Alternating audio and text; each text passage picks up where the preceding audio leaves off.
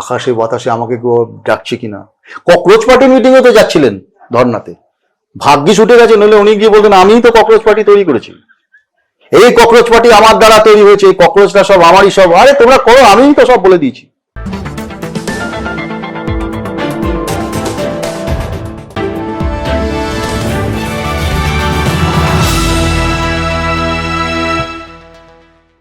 বাংলার রাজনীতিতে কি শুরু হয়েছে নতুন পাওয়ার গেম? একদিকে ঋতব্রত গোষ্ঠীর নেতাদের বিরুদ্ধে তদন্তের গতি বেড়েছে, অন্যদিকে 20 জন তৃণমূল সাংসদের ভবিষ্যৎ নিয়ে তৈরি হয়েছে বড়সড় অনিশ্চয়তা। বিজেপি কি আবার মমতা বন্দ্যোপাধ্যায়ের সঙ্গে কোনো নতুন বোঝাপড়ার পথে হাঁটছে, নাকি 2029-এর রাজনৈতিক লড়াইকে সামনে রেখে নতুন কৌশল সাজাচ্ছে? সম্ভাব্য মার্জার, অযোগ্যতার মামলা, উপনির্বাচনের জল্পনা এবং বিরোধী জোটের ভবিষ্যৎ সব মিলিয়ে বাংলার রাজনীতির এই জটিল সমীকরণ বিশ্লেষণ করবেন কংগ্রেস মুখপাত্র সৌম আইচ। এক সপ্তাহের মধ্যে বিজেপি ঋতব্রত পন্থী 2 নেতার বিরুদ্ধে পদক্ষেপ করেছে। অনুব্রত মণ্ডলের ঘনিষ্ঠ টুডু মণ্ডলের বিরুদ্ধে অভিযান হয়েছে এবং মদন মিত্রের পুরো পরিবারকে জিজ্ঞাসাবাদের জন্য ইডি ডেকেছে। ঋতব্রত বন্দ্যোপাধ্যায় গোষ্ঠীকে সরিয়ে আবার কি মমতা ব্যানার্জির সঙ্গে বোঝাপড়া পথে হাঁটছে বিজেপি? বোঝাপড়ার কিছু নেই। ওই ওখানে যতগুলো তৃণমূলে যারা ভালো হওয়ার চেষ্টা করছে, ভালো তৃণমূল বা যারা এনসিপিআই, তাদের থেকে অনেক বিশ্বাসযোগ্য তৃণমূল হচ্ছে মমতা ব্যানার্জি, অনেক বিশ্বাসযোগ্য বিজেপি হচ্ছে মমতা ব্যানার্জি। কারণ মমতা ব্যানার্জির তৃণমূল কংগ্রেসটা তৈরি হয়েছিল বিজেপির মদতে। আমি বলছি না, মুকুল রায় বলেছে এবং তোরা বলেছে। ফলে মমতা ব্যানার্জি অনেক বেশি ট্রাস্টেড, এখন একটু বেকায়দায় আছে, লোককে দেখাতে হবে তো। মমতা ব্যানার্জি এখনো যদি ওখানে চলে যান, এরা কেউ পাত্তা পাবে না, এরা সব পেছনের বেঞ্চে থাকবে। আপনি বলছেন ইডি সিবিআই অমুক তমুক করছে, ইডি সিবিআই তো কত কিছু করছে। কালীঘাটের কাকুকে চেনেন আপনি? কালীঘাটের কাকু ওই হচ্ছে সব থেকে সত্যি কথা বলে অনেস্ট লোক। চাকরি বিক্রি করতে কোথায় টাকা নিতে আমি বলতে পারছি না তদন্ত, but he is very honest. বলেছেন আমার সাহেবকে কেউ ধরতে পারবে না, ধরতে পেরেছে সাহেবকে কেউ? সাহেবের বাড়িতে ঘুরছে ফিরছে, নক করছে সিবিআই ইডি, সাহেবকে ধরতে পারবে না। সাহেবের বলছে ইডি আবার দারুণ যুক্তি, বলছে সাহেব মানে তার প্যান কার্ড নেই, আধার কার্ড নেই, তার বাড়ির অ্যাড্রেস খুঁজে পাচ্ছে না, বহাল তবিতে ঘুরে বেড়াচ্ছে, beating around the Bush, but সাহেবকে ধরতে হবে না। দেখবেন 2 আনা 4 আনা 8 আনার বাড়িতে সিবিআই ইডি চলে যাচ্ছে। আর যারা ওই দেখবেন আর এগুলো না, ওই দেখবেন বড়শি ফেলে না মাছ ধরো, যখন ধরে তাকে চারা ফেলতে হয়। প্রথমে দেখবেন ওই প্রথমে আগে টোপ দেয়, তারপরে দেখবেন ওখানে বড়শি দেয়, ওখানে ফাতনা দিয়ে। তখন আমরা ছোটবেলা ধরতাম খুব মাছটা, এখন তো আমরা সেই সময় পাই না। তো এটা হচ্ছে তাই। দেখবেন এই দুর্নীতি কেলেঙ্কারি টেলেঙ্কারি মনে করে, এরা মনে করে, বিজেপি মনে করে এগুলো সব পুরনো ব্যাপার, এগুলো আমাদের কাছে আসলে সব আমরা ঠিক করে নেবো। বিজেপি বড় বড় ওয়াশিং মেশিন তো। বলছে শুভেন্দুবাবু বললেন, মাননীয় মুখ্যমন্ত্রী বললেন এবার বরুণ বিশ্বাসের ফাইলটা আমরা একটু খুলবো, বরুণ বিশ্বাসের ফাইলটা আমাদের দেখা উচিত। সত্যি তো অন্যায় হয়েছে, বরুণ বিশ্বাসের ব্যাপারটা, কামদুনির ব্যাপারটা নিশ্চয়ই দেখা উচিত। যে এই বলেছে, পরের দিন সকালবেলা জ্যোতিপ্রিয় মল্লিক বলছে আরে ও শুভেন্দু খুব ভালো ছেলে, ওর বাবার সাথে আমার খুব ভালো সম্পর্ক। ব্যাস সঙ্গে সঙ্গে আবার ইন্টারভিউ দিচ্ছে কি, একদম গেরুয়া পাঞ্জাবি পরে বসে, মানে একদম মিস কল দিচ্ছে, মানে ভাই ফ্রেন্ড রিকোয়েস্ট তাড়াতাড়ি নাও, ভালো হতে আমি রাজি আছি, এক্ষুনি চলে যাবো। এরা হচ্ছে নীতি আদর্শের পাঠ পড়ানো। এরা হচ্ছে আমাদের বলতো দূরবীন দিয়ে কংগ্রেসকে দেখা যায় না, কংগ্রেস তো সাইন বোর্ড। এই জ্যোতিপ্রিয় মল্লিক, এই পার্থ চ্যাটার্জি,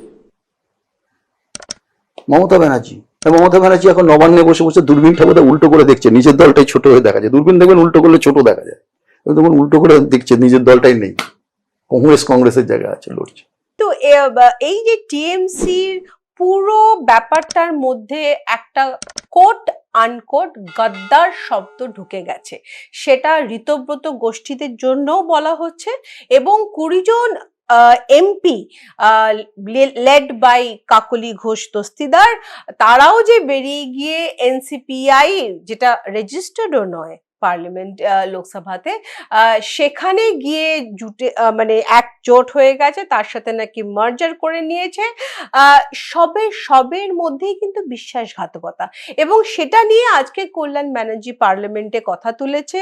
যদিও উনি কিছুদিন আগে সাসপেন্ডেড ছিলেন, সাসপেন্ডেড থাকাকালীনও কল্যাণ ব্যানার্জিকে আমরা দেখেছি পার্লামেন্টের সামনে পোস্টার গলায় ঝুলিয়ে উনি দাঁড়িয়ে কথা বলছেন, এবং আজকে উনি পার্লামেন্টের ভেতরে এই 20 জন এমপিকে গদ্দার বলেছেন। শুধু 20 জন এমপি কেন, ঋতব্রত গোষ্ঠীও তো সেই দলে পড়ে। আপনি কি বলবেন? দেখুন, আমি তৃণমূল সম্বন্ধে দেখবেন আগামী মার্চ মাস নাগাদ যখন মাধ্যমিক পরীক্ষা হবে না, তখন দেখবেন মাধ্যমিকে হয়তো এরকম প্রশ্ন আসতে পারে, তৃণমূল কয় প্রকার, 10 নম্বরের প্রশ্ন আসবে। ছাত্ররা লিখছে তৃণমূল কয় প্রকার, মানে তৃণমূল, আদি তৃণমূল, নব্য তৃণমূল, তারপর ধরুন তৃণমূল জেলে, তারপরে কোন তৃণমূল বেলে, আর কোন তৃণমূল হচ্ছে এই এলো বলে, মানে এইরকম তৃণমূল আর কি, সব তৃণমূল। তো কি ওরা বলছে আবার কেউ বালিশ চাটা, আমি জানি না কেন বলে, বালিশ চাটার সাথে তুমি ছিলে কেন ভাই, তোমরা টিকিট দিয়েছিলে কেন? তো বলছে গাদ্দার, কি বলছে সাদ্দার, সারা পশ্চিমবঙ্গ শুধু তৃণমূল নিয়ে আলোচনা হচ্ছে। তো আমার সেটা বক্তব্য না। কল্যাণদাকে তো আমি মানে অত্যন্ত শ্রদ্ধা করেই বলছি, কল্যাণদার তো তাও গাটস আছে, হিম্মত আছে, বুকে একা দাঁড়িয়ে পোস্টার নিয়ে প্রতিবাদ করছে।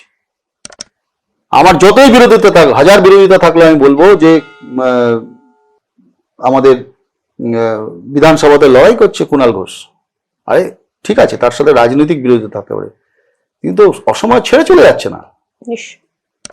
তো মমতা ব্যানার্জি এই মানে বালির বাঁধ তৈরি করেছে, এখন এরা ছেলে, আসলে ব্যাপারটা কিছু না, ব্যাপারটা হচ্ছে যে টাকা প্রচুর কামিয়েছে, তো প্রচুর টাকা, তো টাকাটা বাঁচাতে হবে, তো টাকা বাঁচালেই সব ভালো তৃণমূল হয়ে যাবে। মানে আমি খুব ভালো, এখন ভালো তৃণমূলে চলে যাচ্ছি, বিজেপির কাছে গেলে সব সে টাকা পয়সা নিয়ে থাকো, কিছু দাও কিছু রাখো, থাকো, কোনো অসুবিধা নেই। মমতা ব্যানার্জি আতান্তরে পড়ে গেছে। আপনি যে পথে করেছেন এতদিন, সেই পথ ওরা চিনে গেছে, তো দেখে নিয়েছে। তো লোকসভাতে যখন আপনি আপনার এখানে রমরমা, তখন কংগ্রেস যখন বিরোধিতা করছে সরাসরি বিজেপি, আপনি অ্যাবস্টেন থেকে বিজেপির বিলগুলো পাস করতে সহায়তা করেছেন। তো এই কায়দা ফন্দি সব তো আপনার লোকেরা শিখে গেছে, তো এখন আপনাকেই দেখাচ্ছে, এ তো জানা কথা ছিল, নতুন কথার কি আছে? কিন্তু সমুদায় এনসিপিআই এর সাথে এই 20 জন এমপির মানে মার্জারটা সম্ভব কেন হচ্ছে না? মানে অসুবিধে কোথায় আছে? কিন্তু কোথাও তো একটা অসুবিধে আছে বলে মনে হচ্ছে, সেই কারণেই হয়তো আমাদের মুখ্যমন্ত্রী শুভেন্দু অধিকারী ওনার যাওয়া ক্যান্সেল করলেন। কোথাও না কোথাও হয়তো ওরা এনসিপিআই এর সাথে যুক্ত হতে পারছে না। আর যদি না, এক তো কেন পারছে না একটু যদি আপনি বলেন আমাদের, আর যদি না পারে তাহলে তাদের ভবিষ্যৎ। আরে ভাই, তৃণমূলের একটা বড় অংশের ভোট ব্যাংক হচ্ছে সংখ্যালঘু সম্প্রদায়ের মানুষ ভোট দিয়েছে। সরাসরি গেলে কনস্টিটিউয়েন্সি গেলে পিঠে চামড়া তুলে দেবে, বুঝেছেন? পরের বার আর ভোটে দাঁড়াতে হবে না, অপেক্ষা করছে বাংলার মানুষ এই এমপি এমএলএদের খুঁজে বার করার জন্য। আপনি ভাবছেন 2 নম্বরই করে বাঁচবে? অসম্ভব। তাহলে এদের ভবিষ্যৎ কি? এরা কি মমতা ব্যানার্জির কাছে ফেরত যাবে? ভবিষ্যৎ বিজেপি কি নেবে এদের? বাধ্য, আর কিছু করার নেই। এখন নেবে কি নেবে না, ইউজ অ্যান্ড থ্রো করবে, সেটা বিজেপি ভালো বুঝবে। বিজেপি, তবে গদ্দারদের জায়গা গাদ্দারিতেই শেষ হয়, এটা খুব স্বাভাবিক। মমতা ব্যানার্জিকে এই দিন দেখতে হলো কেন? গাদ্দারি করেছিল 98 সালে, তাই এই যে যারা করছে, আপনি এখন মিড টার্ম প্রসেস, মানে কি আপনি যদি এখন এই এনসিপিআই, ভালো তৃণমূল এসব না রাখেন, সংখ্যালঘু সম্প্রদায়ের মানুষ বাম কংগ্রেসের দিকে চলে যাবে, সেটা আটকাতে হবে। এই ভাই তুই এখন যাস না, তাহলে কংগ্রেস শক্তিশালী হয়ে যাবে, তাহলে বামেরা শক্তিশালী হয়ে যাবে, কংগ্রেস বামেদের পালে হাওয়া যাবে, তাহলে কমসে কম যেখানে আছে সেখানে থাক। তা আমরা সব রাজনীতি সব বুঝি না, ঘাস খেয়ে আছি, ওরা সব বোঝে, সব জানি আমরা। এই বিজেপির কাছে কি এই 20 জন তৃণমূল সাংসদ এখন বড় বোঝা হয়ে গেছে, নাকি বিজেপি কথা রাখবে? মানে যদি এই 20 জন সাংসদকে এনসিপিআই এর সঙ্গে মার্জ করানো না যায়, তাহলে কি তাদের নিজেদের দলে নেবে, নাকি বিশ্বাসঘাতকতা করে ছেড়ে দেবে? দেখুন, আমি একটা কথা বলছি, যতক্ষণ নরেন্দ্র মোদীর ভোট দরকার হবে, পার্লামেন্টে বিল পাস করাতে হবে, ততদিন এদের প্রয়োজনীয়তা হবে। বিল পাস করানোর দরকার পড়বে না, প্রয়োজনীয়তা শেষ হয়ে যাবে। এখন তারপরে ওনারা আবার নিজেদের ঘরে ফিরে আসবে কিনা সেটা আমি বলতে পারছি না, কারণ তো যৌথ পরিবার, তৃণমূল আর বিজেপি যৌথ পরিবার, আরএসএস এর তৈরি করা পরিবার। আরএসএস অ্যাকচুয়ালি এদের গার্জিয়ান হচ্ছে আরএসএস, তো এদের যৌথ পরিবার। তো পরিবারে ভাই বোনেদের মধ্যে এরকম, তখন 2 ভাইয়ের দুই ভাইয়ের ছেলে মেয়েরা এদিক ওদিক এই ঘর ও ঘর কাকার বাড়ি জ্যাঠার বাড়ি ঘুরতে যাচ্ছে, তাতে কি অসুবিধা? সমদা, বিজেপি কি কোনোভাবেই কংগ্রেস এবং সিপিআইএম এর কংগ্রেস, সিপিআইএম এবং তৃণমূলের জোট গড়ে উঠুক সেটা কোনোভাবেই চাইছে না? কারণ তাহলে 2029 সালে বাংলার বিজেপির পথ কঠিন হয়ে যাবে। সেই কারণেই কি মমতা ব্যানার্জিকে খুশি করতে ঋতব্রত ব্যানার্জির গোষ্ঠীর নেতাদের ফুটবলের মতন ব্যবহার করছেন? মদন মিত্র, অনুব্রতকে কি ইচ্ছাকৃতভাবে হেনস্থা করছে? আর কতদিন এই ডবল ইঞ্জিনে E20 পেট্রোল দিয়ে চলবে না তো। এই ডবল ইঞ্জিন E20 পেট্রোল দিয়ে চলবে না। এই পশ্চিমবাংলায় আপসীন সংগ্রাম লড়াইয়ে কংগ্রেস কাউকে, বিজেপিকে 1 ইঞ্চি জায়গা দেবে না। বিধানসভায় বিরোধী দল আপনার ফিরহাদ হাকিম সাহেব বলছে, আমি কোথায় আপনাদের বিরোধিতা করছি, আমি তো আপনাদের পক্ষেই বলছি, আপনি যাই বলি আপনারা ভাবছেন বিরোধিতা করছি। মানে আইডিয়াল সিচুয়েশন, যখন সরকার দেখছে যে বিরোধীও আমার, আমিও আমার, সঙ্গেও আমার, তাহলে আর অসুবিধা কি আছে, যা খুশি তাই করো। আবার যুক্তি কি বলছে, ডেভেলপমেন্টের জন্য আমরা সবাই এক। আরে বাবা, বিবেকানন্দের বড় ছেলে সব একসঙ্গে হয়ে গেছে, সব ডেভেলপমেন্ট। শুধু ডেভেলপমেন্ট কেন সৌম্যদা, ঠিক ভোটের পরে পরে আমরা দেখতে পেরেছিলাম আমাদের মুখ্যমন্ত্রীকে ঋতব্রত ব্যানার্জির কাঁধে হাত দিয়ে কথা বলা, দেবের গাল টিপে দেওয়া, মালা রায়ের হাতে হাত রেখে কথা বলা, এবং উনি সেটা বলেছেন সৌজন্যতামূলক রাজনীতি, এবং হয়তো সেটা আমরা মেনেও নেব, সৌজন্যতামূলক রাজনীতি নিশ্চয়ই। দেখুন, সংসদীয় রাজনীতিতে এইসব দৃশ্য খুবই, এগুলোকে আমি খারাপ বলে মনে করি না। দেখুন, নিজেদের মধ্যে দেখা সাক্ষাৎ হলো, কেউ কারোর সঙ্গে কথা বললো, হাসি ঠাট্টা করলো, সেগুলো করতেই পারে। এগুলো আগেও ছিল, এখনো আছে, আগামী দিনেও থাকা উচিত, এটাই তো উচিত। কিন্তু রাজনীতিতে তো নীতির প্রশ্ন। আপনি একটা বিল যেটা বিধানসভায় পাশই হলো না, বিধানসভায় গুন্ডা দমন বিল পাশ হয়েছে কি আপনি বলুন, পাশ হয়েছে এখন পর্যন্ত? সেই গুন্ডা দমন আইনে শুনলাম যে 14 জনকে অ্যারেস্ট করল, তারপর তারা বের পেয়ে গেল। কোন সরকার চলছে এটা? কারা কি চালাচ্ছে তো আমি জানি, তো সব হবে না, আমি জানি না, বলতে পারবো না। এবং সবথেকে বড়, সরকার করছে আর বিরোধীরা চুপ করে বসে আছে। ওখানে যারা বিরোধী তারা চুপ করে বসে আছে। তাহলে একটা কাজ করুন না, আপনারা লাগিয়ে দেন আমরা বিরোধী নই। যেমন এখন তৃণমূল মধ্যখানে এখন বলা শুরু করেছে, আমি তৃণমূল কোনোদিন করতাম না। এখন গ্রাম বাংলা তৃণমূল করতাম না বলে এখন ব্যস্ত হয়ে পড়েছে তৃণমূলের লোকেরা, আমি কোনোদিন তৃণমূল। এমন একটা দল করলেন যে দলের আপনি পরিচয় পর্যন্ত দিতে পারছেন না। তো ওরা নতুন পরিচয় খুঁজে নিয়েছে, হাফ বিজেপি, হাফ তৃণমূল, এনসিপিআই। 20 জন তৃণমূল সাংসদের এনসিপিআই মার্জার এখনো অনুমোদিত হয়নি, অথচ লোকসভায় তাদের হুইপ আলাদা, বসার জায়গা আলাদা, আবার লোকসভা টিভিতে তাদের এখনো তৃণমূল সাংসদ হিসেবেই কিন্তু দেখানো হচ্ছে, এনসিপিআই সাংসদ হিসেবে নয়। কংগ্রেস পন্থী কপিল সিব্বল তাদের অযোগ্য ঘোষণার দাবিতে সুপ্রিম কোর্টে গিয়েছেন।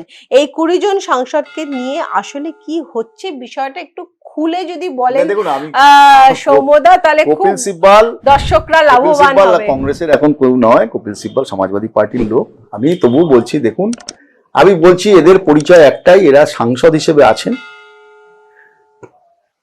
এখন ওই ফ্রি অ্যাটম আর কি, কোথায় গিয়ে দানা বাঁধবে বোঝা যাচ্ছে না, কোন ঘরে গিয়ে বাসা বাঁধবে, মানে পাখি উড়ে গিয়ে কোথায় যাবে কেউ বলতে পারছে না। তবে এটা আমি বলতে পারি যে এনারা এখন যে সমস্ত পার্লামেন্টে জনবিরোধী বিলগুলো আসবে, কংগ্রেস, বাম, সমাজবাদী পার্টি, আরজেডি, শিবসেনা, এরা লড়াই করবে, সংগ্রাম করবে, এরা মোদিজির পক্ষে ভোট দেবে। অলরেডি পার্লামেন্টারি পার্টিতে এনডিএর বিটিকে সব অ্যাটেন্ড করেছে, দেখবেন এই সব। কিন্তু অনুমোদন ছাড়া তো এদেরকে রেকগনাইজ করা হবে না অ্যাজ আ পার্টি, এদেরকে তো রেকগনাইজ করতে হবে অ্যাজ আ পার্টি। সমদা, অনেক রাস্তা আছে, বিরোধিতা না করেও যদি অ্যাবস্টেন করা যায় তাহলে পার্টিতে বিল সংখ্যা পেতে পারে। মদন মিত্রকে একবার ইডি তলব করলো, সকালে তলব করলো, সন্ধ্যাবেলা মদন মিত্র গিয়ে ঢুকে পড়লো ঋতব্রত গোষ্ঠীতে। তার কিছুদিন পরেই অভিষেক ব্যানার্জি মদন মিত্রকে এগেইনস্টে 10 কোটি টাকার কেস আনলো। মানে হলোটা কি? আপনি এত খারাপ ভাবে নেন কেন? তো বলছি তো একই বাড়ি, কাকা জ্যাঠার বাড়ি এদিক ওদিক মাঝে মধ্যে যায়, তাতে আপনাদের এত রাগ কেন? আমরা এগুলো মজা পাই, আরে মজা নেন না, একই তো বাড়ি, এ তো ইনস্ট্রাকশন ওখান থেকে দাদা দিদির সংসার। এখানে কে কোথায় যাচ্ছে? তোমার দাদার বাড়িতে কিছুদিন যাচ্ছে, দিদির বাড়িতে যাচ্ছে, মধ্যিখানে কিছুদিন যাচ্ছে। কংগ্রেস কি তৃণমূল এবং সিপিআইএম এর উভয়ের সঙ্গে জোট করতে রাজি? ধরুন আগামী 4 মাসের মধ্যে এই 20টি লোকসভা আসনে নির্বাচন হয়, মানে রি-ইলেকশন হচ্ছে, সেক্ষেত্রে কংগ্রেস কি সিপিআইএম কে জোটে রাজি করাতে পারবে, নাকি এবারেও ত্রিমুখী লড়াইয়ে বিজেপি লাভবান হবে? আমি সবসময় বলি যে ত্রিমুখী হোক চতুর্মুখী হোক, দল এখনো লোকসভা নির্বাচন অনেক দেরি আছে, 1 নম্বর কথা। 2 নম্বর কথা, পশ্চিমবঙ্গে রাজনীতিতে জোট হোক বা না হোক এটা আমরা ঠিক করি না, এটা আমাদের এখান থেকে আমরা একটা রেকমেন্ডেশন পাঠাই, কিন্তু দল অল ইন্ডিয়া কংগ্রেস কমিটি ঠিক করে। ফলে আমি এই জায়গা থেকে কি করে বলবো বলুন জোট হবে কি হবে না? তবে আমি এটা বুঝি, ভোট সরকারি দলের বিরুদ্ধে ভাগ না হলে সেটা মানে শক্তিশালী হয়, আর সরকারি দলের বিরুদ্ধে যদি ভোট ভাগ হয় তাহলে সরকারি দলের সুবিধা হয়, এটুকু আমি বলতে পারি আপনাকে। এবং অবশ্যই এটা মনে রাখবেন যে কংগ্রেস দল কখনোই কোন স্বৈরাচারী শক্তি, সাম্প্রদায়িক শক্তির সঙ্গে কখনো। সোনিয়া গান্ধীর সঙ্গে জোট বৈঠকের পরেও তৃণমূল কংগ্রেস জোটের আলোচনা কেন থেমে গেল, আর এগুলো না কেন? বলতে পারবো না, আমি জানা নেই। মমতা বন্দ্যোপাধ্যায় হেরেছে বলেই এসব কথাবার্তা বলেছেন, তার আগে তো বলতো বসন্তের কোকিল, তার আগে তো বলতো না, উনি তো গেছিলেন দেখা করতে মমতা ব্যানার্জি এবং রাহুল গান্ধীর সাথে, দেখা করতে অনেকবার গেছেন। তখন আবার লোকসভা, অনেকেই জানেন না যে পশ্চিমবঙ্গে একবার ওনার সংখ্যা 1 হয়ে গেছিল, সাংসদ হিসেবে একা ছিলেন। ওই সংখ্যা যখন 1 হয় মাকে তখন মনে হয়, তখন গেছিল দেখা করতে। হেরেছেন বলেই গেছেন দেখা করতে, জল মাপতে, কি হবে কি হবে না দেখি একটু, আকাশে বাতাসে আমাকে কেউ ডাকছে কিনা। ককরোচ পার্টির মিটিংয়ে তো যাচ্ছিলেন ধর্নাতে, ভাগ্যিস উঠে গেছে, নইলে উনি গিয়ে বলতেন আমিই তো ককরোচ পার্টি তৈরি করেছি, এই ককরোচ পার্টি আমার দ্বারা তৈরি হয়েছে, এই ককরোচটা সব আমারই সব। আরে তোমরা করো, আমিই তো সব বলে দিয়েছি। আপনি কি ব্যক্তিগতভাবে কি মনে করেন, তৃণমূল কংগ্রেস সিপিআইএম জোট না হলে বাংলায় বিজেপি কোনোভাবেই হারানো সম্ভব নয়? না না, ওটা আপনারা মনে করেন, আমরা ওদের একদমই মনে করি না। এই ডবল ইঞ্জিনের একটা ইঞ্জিন খারাপ হয়ে গেলেই ব্যাস আরেকটা ইঞ্জিন টানতে পারবে না, মালগাড়ি হয়ে যাবে। পশ্চিমবঙ্গের মানুষ, 11 কোটি মানুষ বুঝতে পারছে যে কি অবস্থা হচ্ছে পশ্চিমবাংলায়। রুটি রুজি রোজগার বাসস্থানের কোনো গল্প নেই, শুধু শুক্রবারই এই করে দেবো সেই করে দেবো, অমুক জেহাদি, মুসলমান, পাকিস্তান, এসব করে কতদিন চলবে? হ্যাঁ, ওই মিড ডে মিলের টাকা, 100 দিনের কাজ, 3000 টাকা করে মেয়েদের দেব, বাসে মেয়েদের ফ্রি, এদিকে বাস নেই, বাস উঠে গেছে সব, প্রফিটেবিলিটি ডাউন, পার ক্যাপিটা রোজগার নামছে। তা আপনি কতদিন ভাবছেন এসব ধামাচাপা দিয়ে হবে নাকি? আমরা এখন বিধানসভাতে সংখ্যা 2 জন হলেও আমরা সেই আওয়াজ তুলবো, বিধানসভায় বাইরে সব জায়গায় আওয়াজ তুলবো। পালিয়ে বাঁচতে পারে এখন দেশটা, ভারতবর্ষ এত সোজা নাকি? আমরা লড়াই করবো না ভাবছেন, আমরা সংগ্রাম করবো না ভাবছেন? হ্যাঁ, গণতান্ত্রিক পদ্ধতিতে আন্দোলন হবে। আর ভণ্ড স্বৈরাচারী শক্তির মুখোশ খোলা হবে প্রতিদিন।